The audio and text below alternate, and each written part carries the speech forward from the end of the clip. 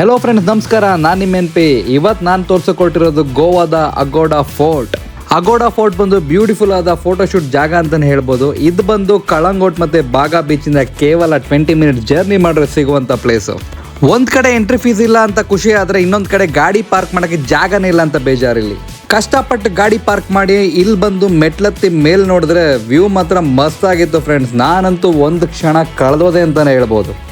ನನ್ನ personal experience ಹೇಳೋದಾದ್ರೆ, ಗೋವಾದಲ್ಲಿ ತುಂಬಾನೇ ಬೀಚ್ಗಳನ್ನ ನೋಡಿದೆ ನಾನು. ಆದರೆ ಇಲ್ಲಿ ಆದಂತ ನನಗೆ ಅಟ್ರಾಕ್ಷನ್ ಬೇರೆ ಯಾವ ಬೀಚಲ್ಲೂ ಆಗಿಲ್ಲ ಅಂತ ಹೇಳ್ಬೋದು. ಈ ಜಾಗದಲ್ಲಿ ನನಗೊಂದು ಆಶ್ಚರ್ಯ ಆಯಿತು. ಆ ಆಶ್ಚರ್ಯ ಏನು ಅಂತ ನಿಮಗೆ ವಿಡಿಯೋ ಕೊನೆಯಲ್ಲಿ ಹೇಳ್ತೀನಿ.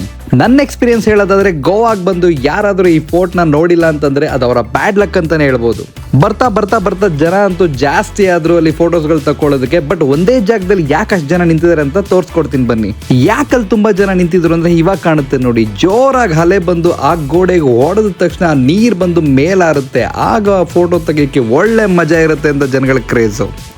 ಏನಪ್ಪ ಆಶ್ಚರ್ಯ ಅಂತಂದ್ರೆ, ನಾವು ಈ ಜಾಗಕ್ಕೆ ಬಂದಾಗ ಸಿಕ್ಕಾಬಟ್ಟೆ ಬಿಸಿಲು, ಸಿಕ್ಕಾಬಟ್ಟೆ ಬೇರ್ತಾ ಇದ್ವಿ. ಆದರೆ ವಿತಿನ್ 20 to 30 ಮಿನಿಟ್ಸ್ ಅಲ್ಲಿ ವೆದರ್ ಅಂತೂ ಕಂಪ್ಲೀಟ್ ಆಗಿ ಚೇಂಜ್ ಆಗಿ ಮಳೆ ಬರಕ್ಕೆ ಸ್ಟಾರ್ಟ್ ಆಗೋಯ್ತು. ನಾನಂತೂ ಎಂಜಾಯ್ ಮಾಡಿದೆ ಈ ಫೋರ್ಟ್ನ. ನೀವು ಕೂಡ ಎಂಜಾಯ್ ಮಾಡಿ. ಹಾಗೆ ಈ ವಿಡಿಯೋನ ಲೈಕ್ ಮತ್ತೆ ಫಾಲೋ ಮಾಡೋದು ಮಾತ್ರ ಮರಿಬೇಡಿ.